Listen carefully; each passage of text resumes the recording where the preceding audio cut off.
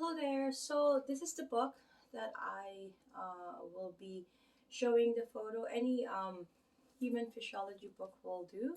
I just wanted to show you some photos as I explained, so that this way we can simplify it so it's easy for you guys to absorb and it's easy for me to retain this information into permanent information that anytime, let's say a client asks me in the future, and I could, by heart say all this information without looking on the internet, so that at least I can show that I know. Well, right, so these are the three kinds of skeletal muscles, right? This is the skeletal muscle, this is the cardiac muscle, and this is the smooth muscle.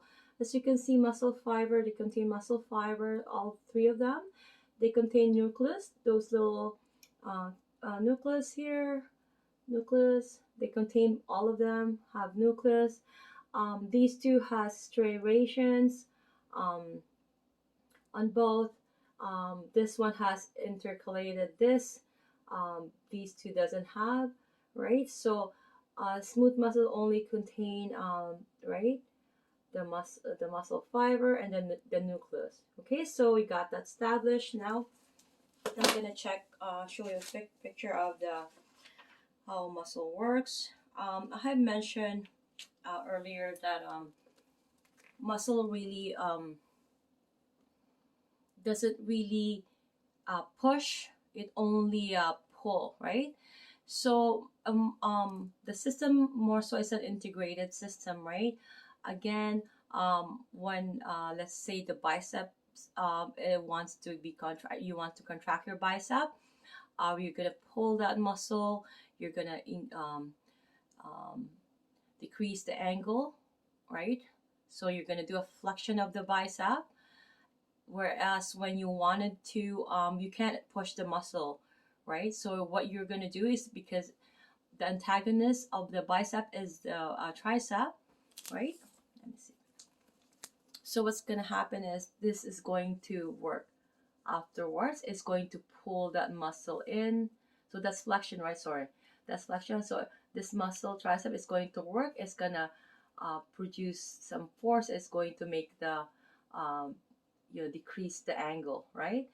Because keep in mind, this is a huge angle up to here if it's in flexion, so it's going to decrease an angle, and now it's into an extension. Okay, so anything important I'm gonna read to you guys, and i I do hope so that you guys know the concept of this, of the muscles, how it works. Okay, this is more so the anatomy. I hope that you guys know that. So this, let's say it's a muscle, and that's okay. And these are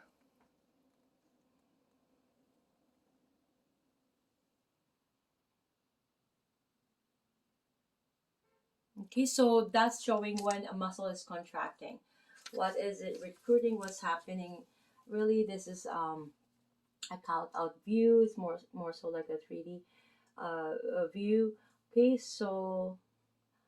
um, so the T tubules or transverse tubules, right? Um, their job, its function is to make sure that the when a muscle is depolarized and excited, when it's reached it, it's being excitability, right? It's making sure that the that action potential is reaching to its interior. So that's the job of the T tubules. Okay, so keep that in mind. And so as we can see all the division. Now I wanted to explain about this one here. I think I'm gonna stand. Okay, so as we can see, before I start this video, I kind of pointed this out, that when you see when the muscle is contracting, so all pretend that those heads, they're going, it's like going towards, it's like a boulder, it's like going towards shortening, it's going towards these actin, they are going towards shortening. So these dark area from the A band, um, is more so actin and myosin overlapping. Okay, because if you notice that, um, you know, this portion here doesn't really change. It doesn't change. What changes is this being pushed inward and goes like this, right? This becomes, this one makes difference. This one's always in the same manner, that it doesn't change, right? What go it change is when this overlaps and it reach up to here, right? It goes further, right? It's showing here what myosin and actin, and how this one is, right? It's doing that. You see this one here, it looks like a rope. That's what's happening there. We're gonna do an explanation, but in a separate video. But right now we're just gonna simplify, because if we do that, we might get lost. So we're gonna go and just get familiar rise or familiar with everything that we needed to be familiarized with. Okay, so we all know about the T tubules. I mentioned that. What's um the function, and the triad is meaning, let's say there's that two tubules, sorry, right? You see that within this the sarcolemma, right? And one terminal cistern. Sorry, I have to move here. I'm pointing at your, sorry. So, right, you see that? That's called a triad. There's two T tubules or transverse tubules, and there's that lateral sac, or they call it terminal cistern. Okay, it's more so like a storage or a cistern. And what's this job again? Right? And then this one and this one. So make sure that we all know that. Okay, so I just want to pinpoint here, see the granulation, how they're showing that this is the outer edge of a band, thick and thin filaments overlapping, right? That's why it's dark, because it's overlapping in this area here. Okay, and then this area here is that area, and it's showing in here. Okay, and a simple explanation here too, and the titan and the nebulin, how it's showing figure 12.6 that titan spans the distance from one z disc to the neighboring M line. Okay, so we can see here that the nebulin is a factor to be able to have that, create that, right? You see, if you see,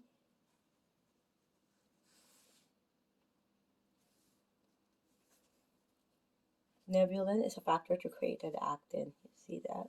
If you see, but it will show later on to how it's being processed. But we're gonna, hopefully, we can do it probably under 2 minutes, one by one. We'll see. And one thing too that I'm gonna mention is that the muscle contractions creates force. I'm just gonna be reading this so that we won't miss anything. So the contraction of muscle fibers is a remarkable process that enables us to create force to move or to resist a load. In muscle physiology, the force created by a contracting muscle is called the muscle tension. The load is a weight or force that opposes contraction of a muscle.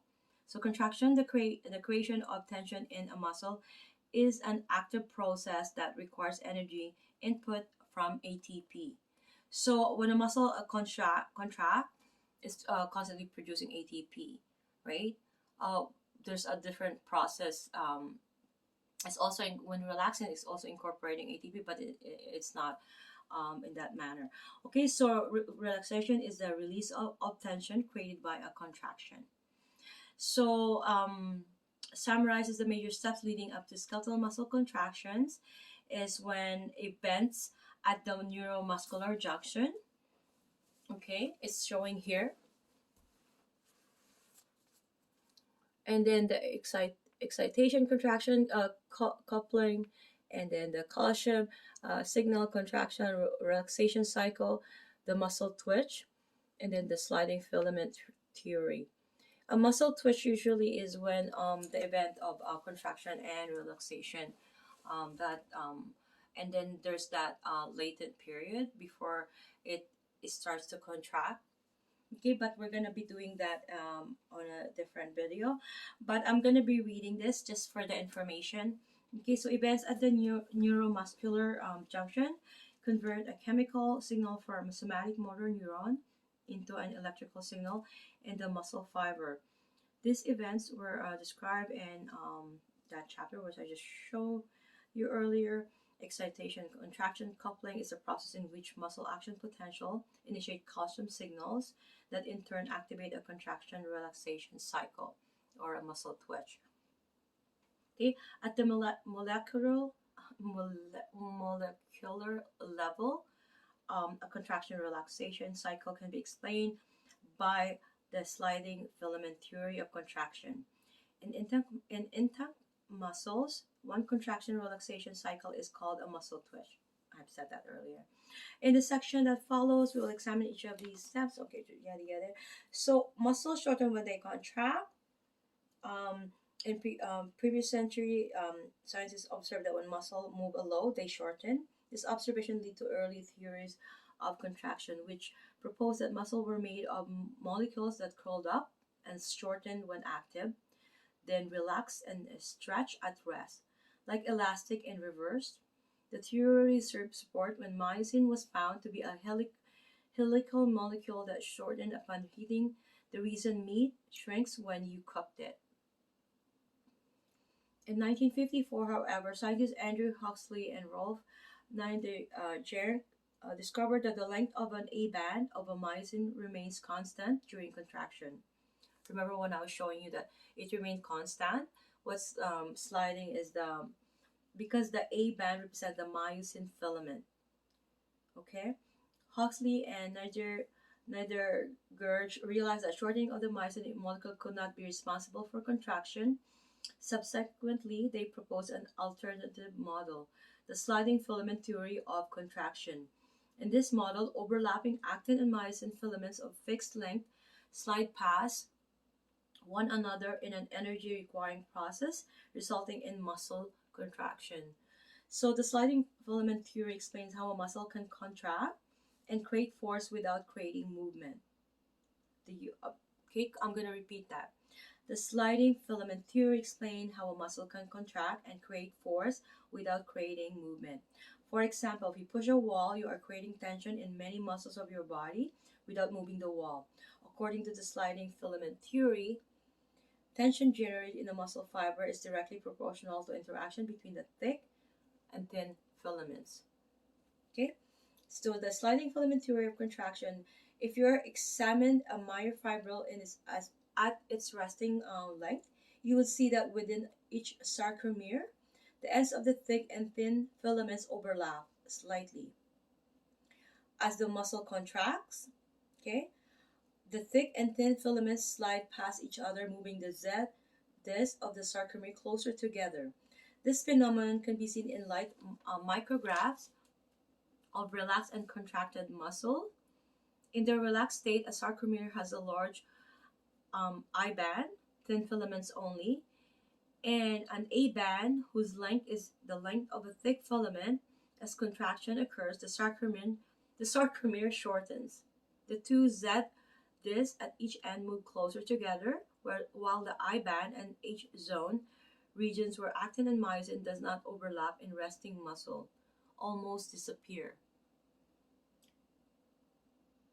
So despite the shortening of the sarcomere, the length of the A band remains constant. These changes are consistent with the sliding of thin actin filaments along the thick myosin filaments as the actin filaments move towards the M line in the center of the sarcomere. It is from this process that the sliding filament theory of contraction derives its name. So the force that pushes the actin filament is the movement of myosin cross bridges that link actin and myosin. Each myosin head has two binding sites on it, one for the ATP molecule and one for the actin.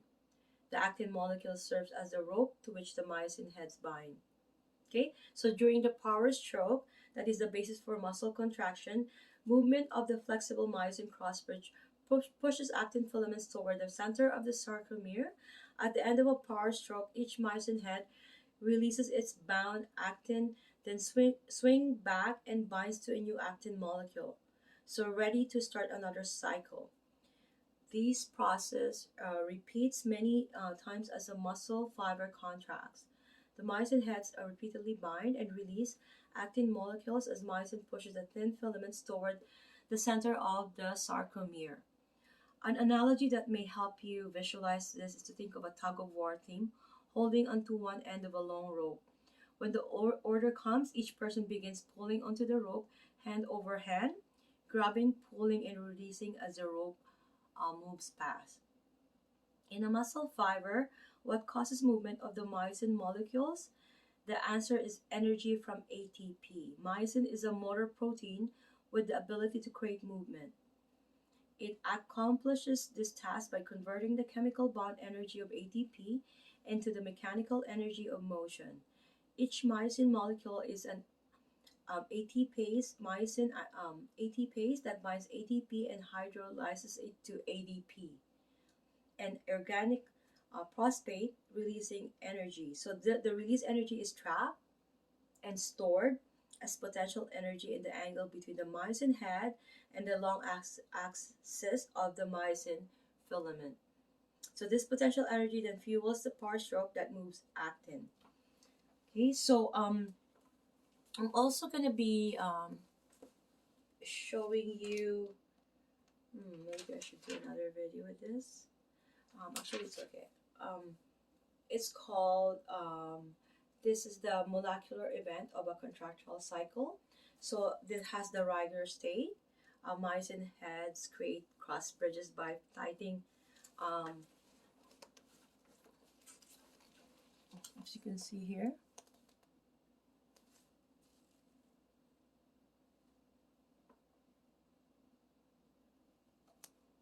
Okay, so in this state, no nucleotide ADP or ADP occupies the second binding site on the myosin head. In living muscle, the Riger state uh, occurs for only a very brief period. So ATP binds and myosin detaches. An ATP molecule binds to the myosin head. This changes the actin binding affinity of myosin and the head releases from the G-actin molecule. So ATP hydrolyzes.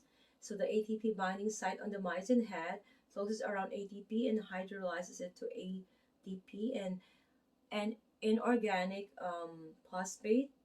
Both products remain bound to the head. Myosin reattaches, weak binding. So the energy released from ATP causes the myosin head to swing and bind weakly to a new G-actin molecule, one or two positions away from the G-actin to which it was previously bound. At this point, the myosin has potential energy like a stretched spring and is ready to execute the power stroke that will move the actin filament past it. ADP and PET are bound to myosin. So P release and the power stroke. The power stroke begins when inorganic and phosphate is released from its myosin binding site. So as you can see here, right?